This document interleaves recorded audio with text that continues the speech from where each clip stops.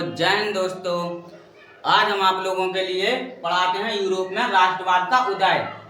Europe में राष्ट्रवाद का उदय कब हुआ, कैसे हुआ, यूरोप में राष्ट्रवाद का उदय के समय किस किस चीजों की परिस्थितियां आई, या यूरोप में राष्ट्रवाद के उदय के क्या क्या कारण हैं। तो सबसे पहले दिया है राष्ट्रवाद। यूरोप में राष्ट्रवाद, तो अपन यूरोप में राष्ट्रवाद पर देखेंगे कि राष्ट्रवाद है क्या। पहले अपन को ये मालूम भी तो होना चाहिए कि राष्ट्रवाद चीज होता क्या है, राष्ट्रवाद क्या होता है, कैसा होता है।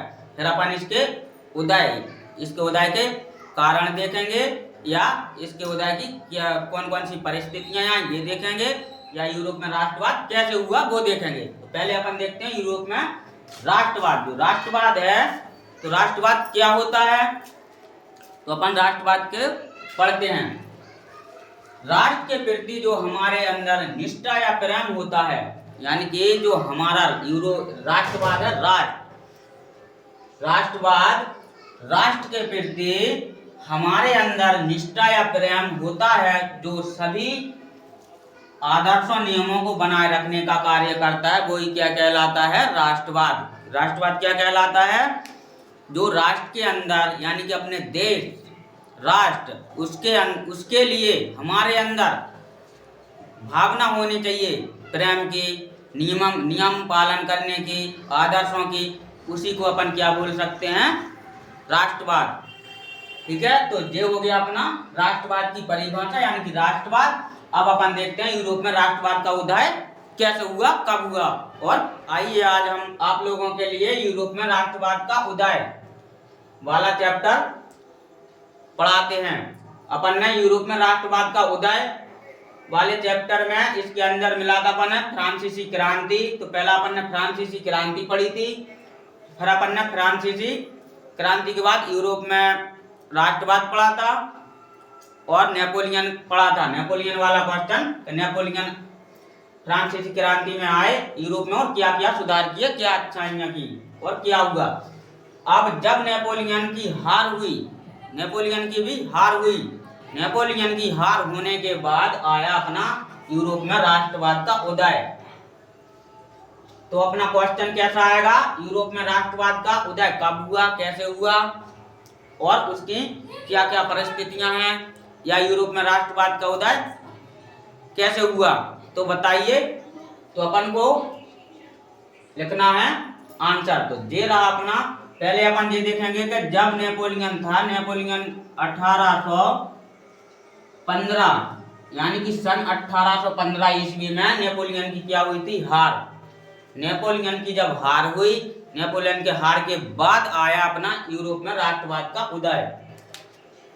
यूरोप में राष्ट्रवाद का उदय की शुरुआत यूरोप की समाज से होती है। जो यूरोप की समाज थी वहां की समाज से होती है।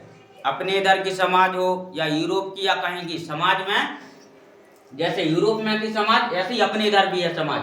जैसे अमीर वर्ग के लोग अपने इधर भी हैं, वहां भी थे, गरीब वर्ग के लोग यहाँ भी हैं और यूरोप में भी थे, और नए मध्य वर्ग के लोग।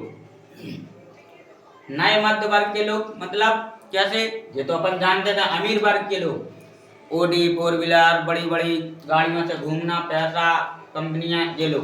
गरीब वर्ग के लोग खेती किसानी कर रहे, खा रहे पी रहे, मतलब जिनके पास खावे पीवे को भी पैसा और खेती किसानी करने को भी पैसा नहीं है, गरीब वर्ग के लोग में आ जाते। अब मध्य वर्ग के लोग बीच के, यानी कि ना तो उन्नो इतना बिल्कुल कमी है कि जो खाने पीने उन्हें पढ़ने को पैसा नहीं हो, और इतने ज्यादा अमीर भी नहीं है कि 4 व्हीलर ओडियों से घूमे या बड़े बड़े कंपनियां खोलें चलाएं। मध्य वर्ग के लोग यानी कि बीच के वर्ग के लोग, जो अपने लोग हैं, इस साइड गरीब वर्ग होगा, इस साइड अमीर वर्ग होगा, बीच में हो गया अपना मध्य वर्ग यानी कि बीच के लोग जिनके पास न ज्यादा पैसा है और ना ही ज्यादा गरीबी है। तो ऐसे वर्ग के लोगों से शुरुआत होती है यूरोप की समाज। यूरोप की समाज के जरिए ही यूरोप का राष्ट्रवाद में उदय होता है।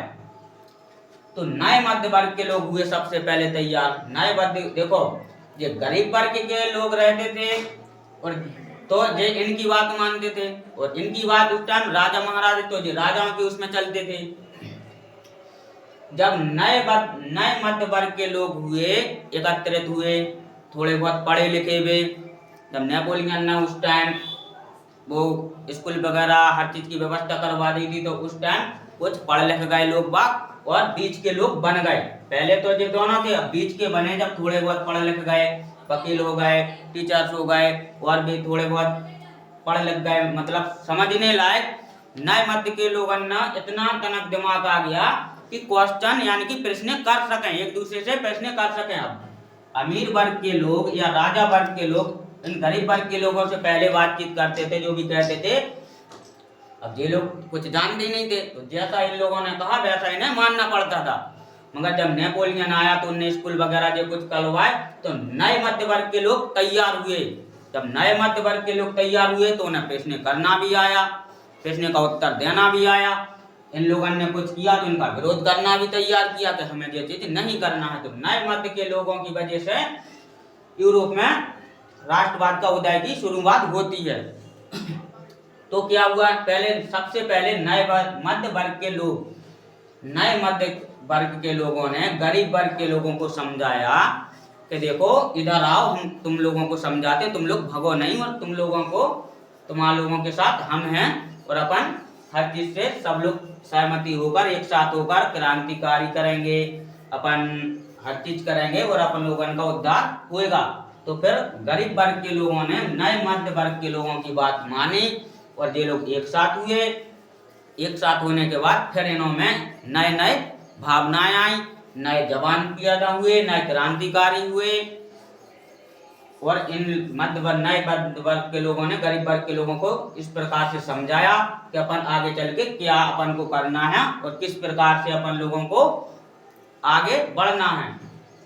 तो देखते हैं इधर, तो अपन का क्वेश्चन सबसे पहले प्रश्न क्या बनेगा, जो प्रश्न पूछा जाए अपन को वो ही आंसर देना है, क्योंकि बोर्ड एग्जाम में ये वाला क्वेश्चन ज्यादा से ज्यादा पूछा जाता है। यूरोप में राष्ट्रवाद का उदय कैसे हुआ, यूरोप में राष्ट्रवाद के उदय के समय किन किन परिस्थितियों से गुजरना पड़ा, या यूरोप में राष्ट्रवाद के उदय के कारण। तो अगर इस प्रकार से घुमा फिरा के प्रश्न कोई पूछे तो अपन को डरना नहीं है, और अपन को इसी प्रकार से, इसी विधि से आंसर देना है। आते हैं अपन इनकी हेडिंग। यूरोप में राष्ट्रवाद का उदय, ये किस प्रकार से उदय हुआ था, इसकी 7 हेडिंग है, और ये 7 हेडिंग की वजह से इनका उदय हुआ। यानी कि सबसे नंबर 1 में क्या दिया, नए मध्य वर्ग का उदय। सबसे पहले तो यूरोप में क्या हुआ, नए मध्य वर्ग के लोग बाग आए, पढ़ाई लिखाई वाले। तो उन लोगों ने, जो हमने बताया था, इन लोगों को समझाया, और फिर उदारवाद आया, उदारवाद और क्रांतिकारियों का उदय हुआ। इस प्रकार से ये सब इसमें बताए गए। नए मध्य वर्ग का उदय, जब वहां पर नए मध्य वर्ग के लोग बाग एकत्रित हुए और उन लोगों ने एक साथ होकर उन लोगों ने सभी घर परिवार वालों में से नए जो पढ़े लिखे लोग बाग, जो नए लोग बाग थे, उन लोगों ने एकत्रित होकर अपना समाज और अपने देश के खातिर तैयारियां की। उदारवाद इसी प्रकार से अपनी दूसरी हेडिंग हो जाएगी उदारवाद में मतलब जो लोग बाग थे जो तो एकत्रित होने के बाद आपस में मतलब वो बनाते थे प्लान, प्रस्तुति डालते थे, एक दूसरे से सलाह लेते थे। सभी लोगों से इन लोगों ने एक दूसरे की सलाह इनने उनसे ली, उनने उनसे ली कि क्या करें, अब अपन को कैसा करना है। जब अपन को आगे बढ़ना है यानी कि अपने यूरोप का उद्धार करना है तो अपन को क्या करना चाहिए और क्या नहीं करना चाहिए। तो इस प्रकार से 2 हेडिंग अपनी जो हो जाएंगी। तीसरी हेडिंग है राजनीतिक। तो राजनीतिक हेडिंग डाल के अपन इसमें क्या लिखेंगे कि यूरोप में जब नए वर्ग या नए मध्य वर्ग के लोग बाग हुए तो उनमें राजनीतिक वाले भी कुछ लड़के हुए, कुछ नागरिक ऐसे हुए जो राजनीति की ओर गए। उन्होंने राजनीति सीखी। जब राजनीति सीखी तो फिर उन्होंने राजनीति जैसे कुछ लोग न राजनीति सीखते थे और अपने घर परिवार वालों और मतलब उस राज्य में फैलाते थे कि ऐसा नहीं, ऐसा करेंगे अपन, इस प्रकार से अपन को आगे बढ़ने का चांस मिल सकता है और चांस है। तो राजनीति वाले लोग बाग भी उसमें आगे बढ़ते गए और नई नई दूरियां स्टार्ट करते गए। व्यक्तियों की स्वतंत्रता, व्यक्तियों की स्वतंत्रता आई, व्यक्तियों में स्वतंत्रता आ गई, यानी कि यूरोप में राष्ट्रवाद के समय व्यक्तियों में बिल्कुल स्वतंत्रता आ गई, कोई परेशानी नहीं। जिस प्रकार से उन्हें स्वतंत्रता चाहिए थी उस प्रकार से वे लोग स्वतंत्र रूप से होते गए, अपना स्वतंत्रता से काम बढ़ाते गए। फिर 5वीं हेडिंग में दिया है कानून की समानता।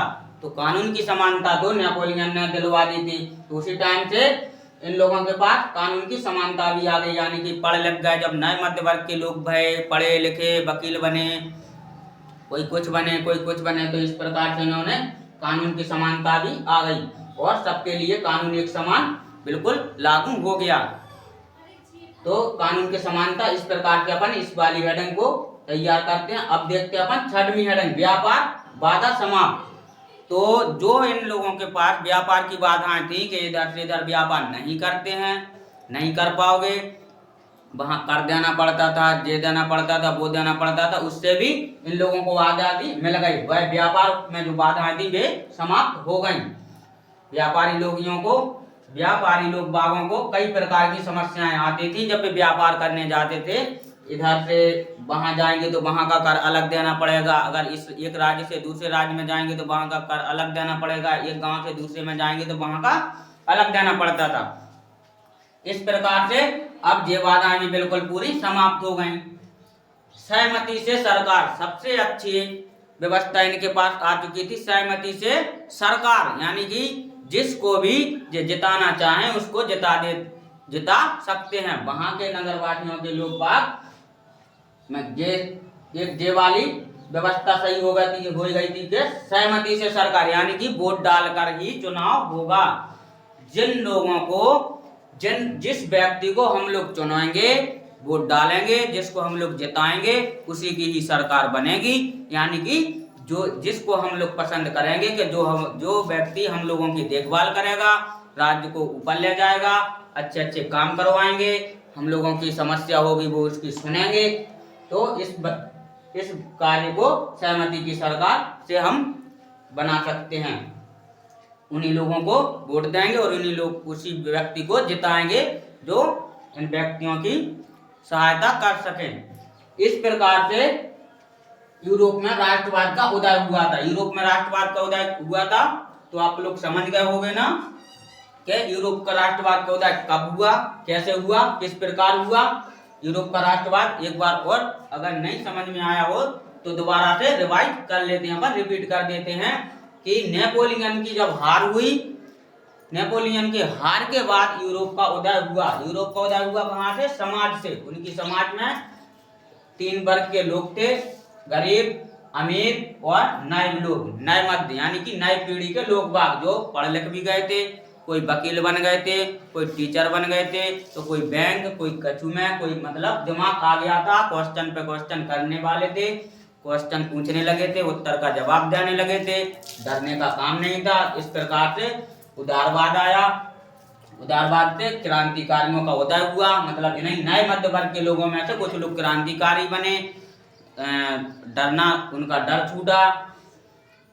इस प्रकार से अपनी ये 7 हेडिंग है यूरोप में राष्ट्रवाद का उदय के उनकी परिस्थितियों के।